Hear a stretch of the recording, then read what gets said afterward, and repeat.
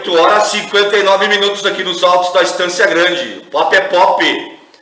Vamos aí num giro da notícia. Hoje, Polícia do Rio conclui inquérito e pede punição a 7 pessoas pelo estupro coletivo.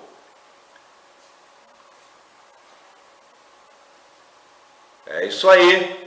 Vamos torcer aí que sejam punidos, tá? Aqueles que barbaramente foram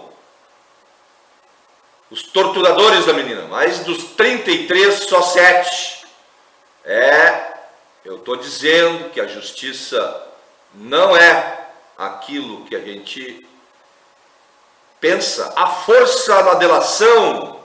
O dono da empreiteira UTC, Ricardo Pessoa, disse em depoimento na Operação Lava Jato que fez pagamentos ao deputado federal Paulinho da Força do Solidariedade de São Paulo por meio de doações oficiais nas campanhas de 2010 e 2012. O delator ainda comentou que fez repasses ao ex-deputado Valdemar Costa Neto do PR, com a estratégia de manter um relacionamento dentro do Ministério dos Transportes. Depois que a UTC adquiriu a empresa de construção civil Constran em 2010. Um banco para gerir propinas. Em acordo de delação premiado, o ex-presidente da Transpetro, Sérgio Machado, contou que o pagamento de propinas ao senador Jarder Barbalho, do PMDB do Pará, envolveu, além de doações oficiais de campanha, repasses em dinheiros feitos por um empresário que pretendia fechar contrato com a subsidiária da Petrobras e até a oferta de apoio logístico de um banco. No depoimento à Procuradoria-Geral da República, o delator disse que o PMDBista o pressionava muito por recursos ilícitos. Machado revelou ter dado entre 2004 e 2007 4,25. Então, 4 milhões e 250 mil reais para Barbalho. Suíça contra Cunha. Foi o governo suíço que pediu ao Brasil que o deputado Eduardo Cunha, do PMDB do Rio de Janeiro, fosse processado. É o que revela o Departamento de Justiça da Suíça em relatório Atividades de 2015. O país classificou o caso de Cunha e a união com o Brasil em um marco no combate à corrupção e na colaboração com a justiça de outras nações. Cunha é acusado de quebra de decoro parlamentar por ter omitido contas naquele país e por suspeita de recebimento de propina ligado ao esquema de corrupção na Petrobras. Afastado, mas com benefícios. O ministro Teori Zavascki, do STF, rejeitou reclamação do PSOL contra os benefícios mantidos por Eduardo Cunha, mesmo depois de ter sido afastado da presidência da Câmara. Entre esses benefícios estão residência oficial, segurança pessoal e transporte aéreo.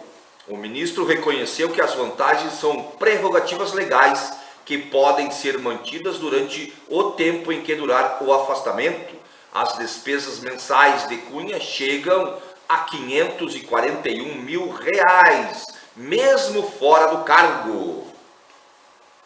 Mercado financeiro. A Bovespa fechou em alta de 0,25, com 49.533 pontos e 84,84 pontos. Este é o terceiro avanço seguido da Bovespa.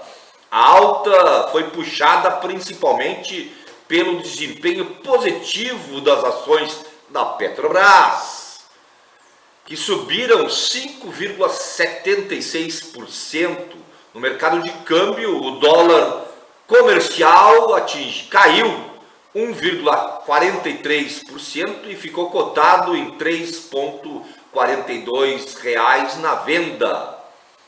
E aqui um grande parênteses, né, para você ver, a Petrobras é a maior empresa brasileira. E quando você é dono de uma coisa muito boa, você não pode vender. Ô meu amigo, tu vai vender a tua casa e vai morar onde? É bem nessa, sem venda da Petrobras. A Petrobras é pública, já venderam demais a Petrobras. O que falta é público. Arrecadando menos. A arrecadação federal teve 4,81% de queda real, ou seja, já descontada a inflação em maio na comparação com o mesmo mês do ano passado. Os dados são da Receita Federal. Maio foi o 14º mês seguido de queda nas receitas. Os resultados dos meses anteriores havia sido pior. Janeiro, março e abril, a queda ficou próxima dos 7%. Em fevereiro, superou os 10%. Mas essa queda da relação está intimamente ligada ao processo de cobrança, né, das dívidas. Tem trilhões de reais sendo sonegados aí a cada dia. Então assim, o governo federal e o governo do Rio Grande do Sul, para dar dois exemplos, tem que cobrar esses grandes devedores, tá? Então, quem paga imposto no país é quem é pobre, né? Pobre assalariado, que já vem descontado lá na folha de pagamento todo mês. Então, vamos respeitar, gente, vamos cobrar aí os grandes devedores. Tem a RBS, por exemplo, que deve uma montanha de dinheiro. A Globo, outra montanha de dinheiro. A Gerdau, o Itaú, são muita gente, o Bradesco, muita gente devendo, né? E gente que tem grana. Então tem que cobrar esses caras aí para os direitos da população serem garantidos. O professor Girafales faleceu. O ator Rubem Aguirre, conhecido por ter interpretado o professor Girafales no seriado Chaves, morreu aos 82 anos no México. O ator foi internado em maio, mas havia voltado para casa. Com idade avançada e problemas de saúde, Aguirre tinha recebido recomendação dos médicos para viver ao nível do mar. 82 anos de vida. Fez muita gente sorrir esse homem, né? Bom ator, bom profissional, mas faleceu. Calamidade olímpica. Às vésperas dos Jogos Olímpicos, o governador em exercício do Rio de Janeiro, Francisco Dornelles, decretou estado de calamidade financeira por causa da greve, ou melhor, da grave crise econômica que assola o estado. O governo, de acordo com o texto, teve um colapso na segurança pública, na saúde, na educação, na mobilidade e na gestão ambiental, devido à falta de recursos. O decreto possibilita às autoridades a adotar medidas excepcionais necessárias à racionalização dos serviços públicos essenciais para realizar a Olimpíada e a Paralimpíada. E aí o povo paga a conta.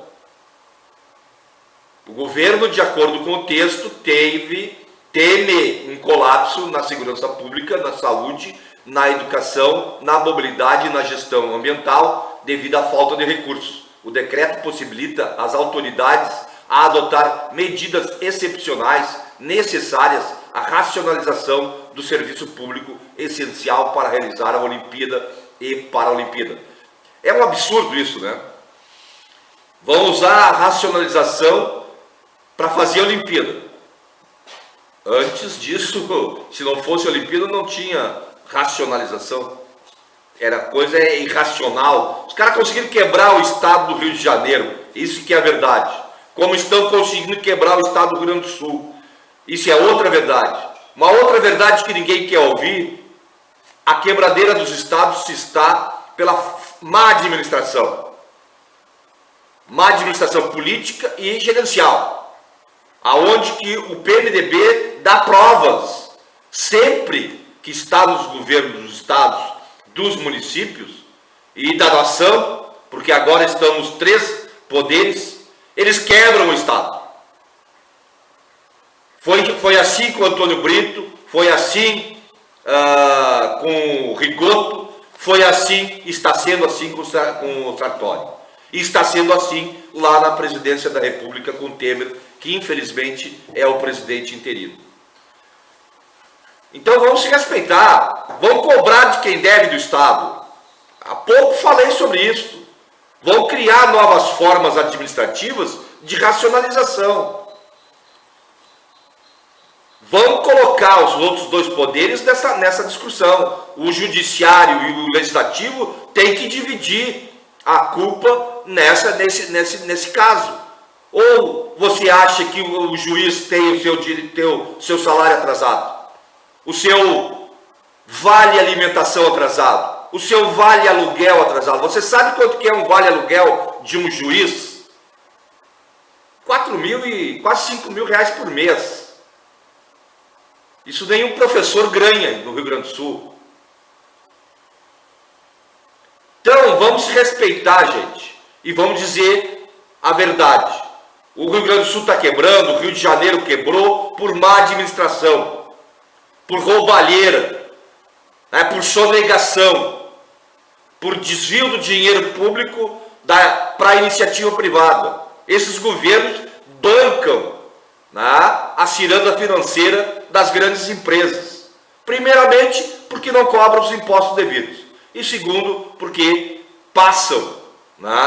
repassam incentivos que é do povo para a iniciativa privada. Então, é horrível, o que estão fazendo com o país e com o estado aí do Rio Grande do Sul. A outra notícia no nosso giro na notícia é a Federação Internacional de Atletismo anunciou que manteve a suspensão do atletismo da Rússia por escândalo de doping. Com isso, os atletas do país na modalidade vão ficar fora da Olimpíada do Rio de Janeiro. Em novembro do último ano, a comissão da Agência Mundial Antidoping divulgou um relatório denunciando um esquema de doping organizado e generalizado na Rússia. Isso é outra coisa, Doping. Olha, tem que contar no dedo o atleta, os grandes atletas de rendimento que não usam o doping, E eu creio que se está dopado, se foi pego, tem que ser punido, Mas também tem aí um dedo da política internacional, no grande e silencioso, na grande e silenciosa luta, entre os poderes das grandes economias do mundo. E atingir a Rússia em qualquer atividade, nem que seja na esportiva, é um grande objetivo das grandes potências. E aí a Rússia ameaça até em não vir na Olimpíada do Rio de Janeiro. Rock com toque latino. Para falar de música, o chileno Ronnie Romero vai ser o novo vocalista da Handball, uma das maiores bandas de rock da história. O teste inicial do novato será no Monster of Rock da Alemanha nesta sexta-feira. O líder da banda disse que o novo vocalista é uma mistura de Dio, ex-vocalista da Handball, e Freddie Mercury, do Queen. Então, vamos ouvir esse cara aí, logo logo. Esse aí foi o nosso giro da notícia. 9h13 aqui nos altos da Estância Grande. A gente não vai de rock internacional, mas nós vamos de rock gaúcho, Engenheiros do Havaí. Vamos lá!